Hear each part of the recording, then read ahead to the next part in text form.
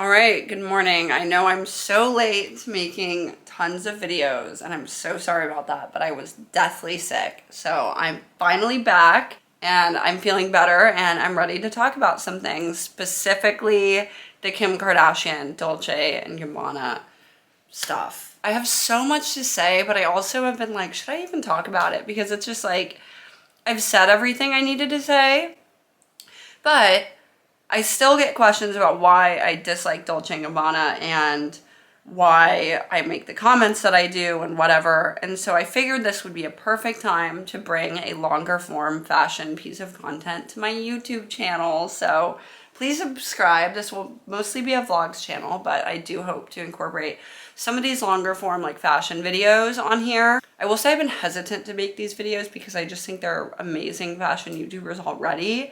I literally got inspired to like make TikTok videos about fashion because of Hot Lamode on YouTube, but people seem to like my perspective and I'm not going to question it. So I'm just going to go with it. As we all know, it's Milan Fashion Week and Kim did a collaboration with Dolce & Gabbana. Kim sat down with the designers of Dolce & Gabbana, I presume at Kourtney's wedding. She said this has been in the works for a long time. I'm reading on the Vogue.com Dolce & Gabbana article by Nicole Phelps. This started when Kim brought her own Dolce & Gabbana archive pieces to Kourtney's wedding and wore them. And they were pieces that Dolce & Gabbana didn't even have within their own archives.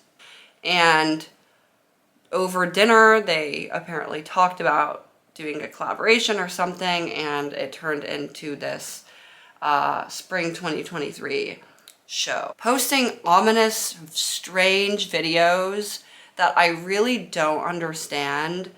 And I'll talk more about that in a second, but I want to go through this Vogue article real quick and talk about some things that they say. Kim Kardashian, for this collection, acted more as a curator.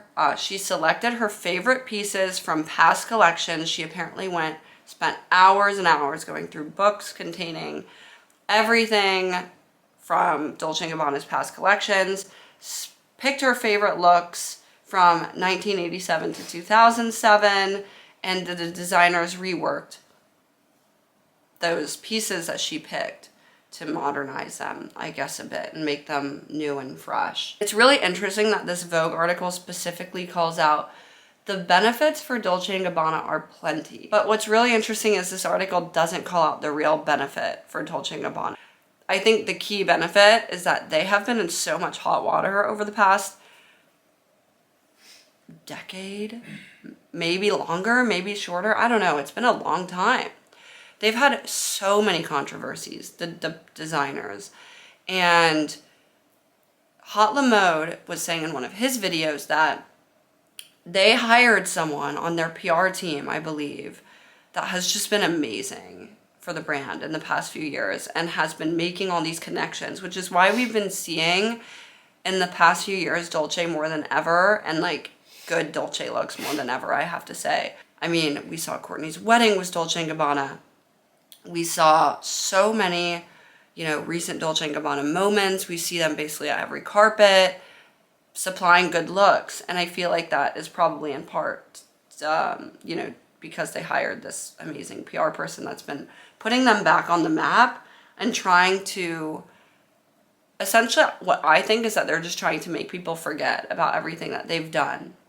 And it seems to be working. And that's really sad. She also talks about her affinity for the brand at the press conference. Kim has been wearing Dolce & Gabbana for a minute now. Like you can search up on Google all the different times she's worn the brand. There have been many. Her dogs, I believe, and like even the earlier seasons of Keeping Up were called Dolce & Gabbana. So I don't think she's lying when she says that she has really liked the brand for a long time. I mean, she's liked every brand, it seems, for a very long time. You can probably search up Kim Kardashian, any brand, and she'll have worn them multiple times. So Kim says at the press conference for this launch, I have a futuristic alien Barbie personality, yes, which I like. But in my mind, I feel very sensual Italian mob wife at the same time. I don't know if that's appropriate to say. So, my issue with this collection starts with this quote specifically. I think I know what she's trying to say, but to me, this entire quote is just like honestly laughable because it really shows that she has no sense of self and she's adopting different characters to give that for her, which is really sad because in my mind, Kim Kardashian, like, is her best when she is effortlessly herself, when she's not putting so much thought into what image she's putting out into the world and what character she is. I think she's such a perfectionist that she doesn't even see herself like a person anymore, and she sees herself more like a character. And so I think like everything she does to me right now has felt very inauthentic because it feels like she's playing a character and not like herself. Skims felt like herself. The story felt so real. Like she could not find shapewear that fit her. She cut the shapewear herself. I believed that story. I think we all did. I think there was a need there. And Skims is now probably her top selling brand. I think everything else that she does that starts to stray from who she is and like her real struggles and her real personality loses like meaning and loses value. And I think that this collection is an example of that. And I think that this quote shows that. It's so ironic to me that she keeps also trying to play these characters because her whole career has been built off of them being themselves on a reality television show more than anyone else and blossoming careers from that realness and from them just like being themselves. And yet she's always trying to be Marilyn Monroe or Alien Barbie or Mob Wife or, you know, just an iconic figure when it's like you are in yourself iconic. Does that make sense? That's my first issue with this collaboration. And then obviously there are the very serious issues with Dolce & Gabbana. Also, I'm coming from TikTok. I do want to preface this where I know the guidelines a little bit more on TikTok and like what I can and can't say. I don't know that as much on YouTube. So if I don't say enough, I'm sorry. I just am scared and I don't want this video to get potentially taken down because of something I say. But there's been many issues with Dolce & Gabbana. Mostly with the designers. And I have said this many times. I really think that if the two main designers, Domenico Dolce and Stefano Gabbana, if they left, I don't think I would have a problem with the brand. I don't think this collection was terrible in my opinion, but I cannot get over some of the things the founders have said. And by leaving them in charge, to me, it's the brand condoning their actions and standing behind their actions and the things that they've said. And that's why I can't support the brand. There's been a lot of good articles on everything that they've done, and I'm sure I'm gonna miss some things, and I hate that, but I only have a limited amount of time and I don't wanna make this video so long. So there's an article on high snobiety that talks a lot about everything that they've done. I see that there's one on The Cut, but I can't access it. Seems there's one on fashionista.com. If you just search on Google Dolce Gabbana controversy, articles will come up. You can be informed. But we'll run through some of the main ones that I've touched upon in my TikTok and why I call them racist and homophobic. I believe that they were going to debut in Hong Kong or do a show in Hong Kong or open a store in Hong Kong, something like that, okay? And they launched an ad campaign prior to this event in Hong Kong. And the ad campaign featured an Asian model trying to eat Italian dishes with chopsticks, and the waiter asking her from behind the camera condescending questions because the model was struggling to eat these Italian foods with chopsticks. It's just like you watch the ad and it makes you just heartbroken for this model because it's like they tried to make her look dumb. at the end of the day. That's what they tried to do. They tried to make her look dumb. They just looked like assholes. I really cannot even begin to understand who thought it was a good idea. What even the idea was, I really don't get it. After that ad came out, people retaliated and were upset, rightfully so. And they complained about it on social media. And Stefano, which I believe is the more problematic one, I believe one of them is much worse in terms of like being publicly horrible than the other. But Stefano is known to slide into like people's DMs or comment sections, and he did after people retaliated against this ad and basically slammed China as a country and was saying horrible things about the country, despite the fact that they were trying to expand into China at the time. It was just very bad. And I'm not going to say what they said, but that was a big issue. And I think that's what a lot of people feel very still uncomfortable.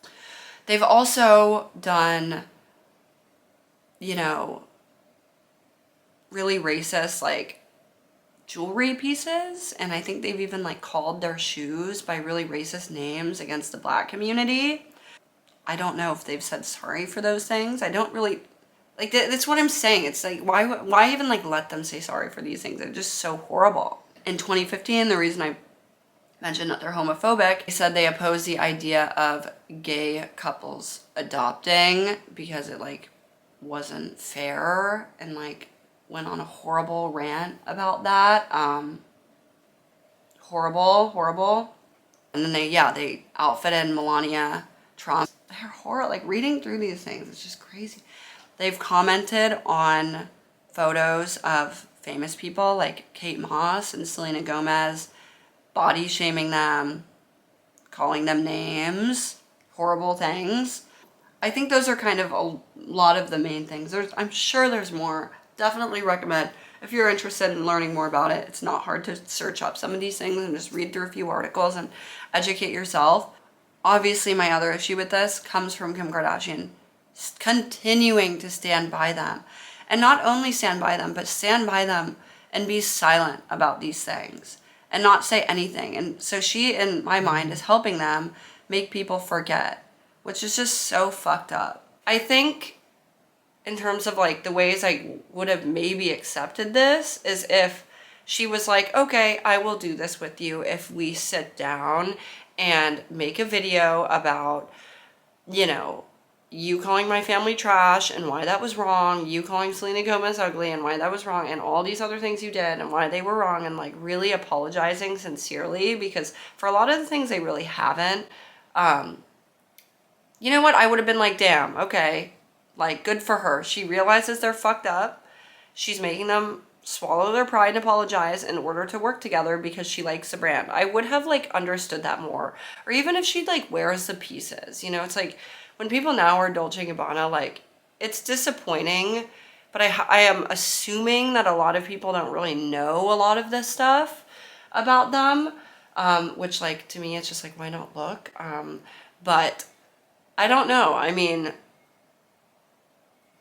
it's like one thing to wear it because you like the brand and you like, or like because you like some of the things that they've made. I think that's one thing, and I think that's completely different than stamping your face on a literal collection with the brand and, you know, just like, I just think it's completely different. So, those are things I think she could have done instead. Like, and I just don't think she needed to stoop to this level. I mean, she's been working with Balenciaga and kind of like, in my opinion, really elevated Balenciaga and kind of brought it back. I mean, like, I really think that she is iconic in her own right, and she doesn't need to continuously keep emulating former iconic people like Marilyn Monroe or mob wives or like futuristic aliens. Yeah, I don't know. I just think she needs to like realize that she is the most famous person arguably in the world, and why that is and why she continues to be successful. And I don't really think it's ever been from emulating other people. So I don't really see why she's doing that now all of a sudden. I mean, even in the images to promote this collection, she was again emulating Marilyn Monroe. So yeah, I mean, it's very disappointing. I really think she could have worked with any brand at this point. I don't think she needed to stoop low and do a brand that's so controversial. She loves a lot of brands. I mean, she has a history with Louis Vuitton. Not that I think like that would have been an iconic collaboration, but I don't know. I just think she could have done better. I think she could have went to any brand probably and wanted to collaborate, and any of them would have been down. Like, I just think she has that power now. And I think she could have definitely realized it in a better way than she chose to. So yeah, disappointed. I also just like don't understand a lot of the videos I've seen on TikTok or the tweets that are like hyping this up, because I mean, I think it's one thing to say like, oh my gosh, she looks good. Like, sure. But I think it's another to like hype this up and like say it was a good idea, and just even like say that without saying any of this other stuff to me is just strange. But you know what, to each their own. And those are my thoughts. That's the little history about the brand, and I hope this was kind of interesting, but curious to hear your thoughts in the comments. If you disagree, if I left anything out, please do let me know. And I hope we see better from Kim and the Kardashians in the future, but I'm not going to bank on it too much, TBH. That's it.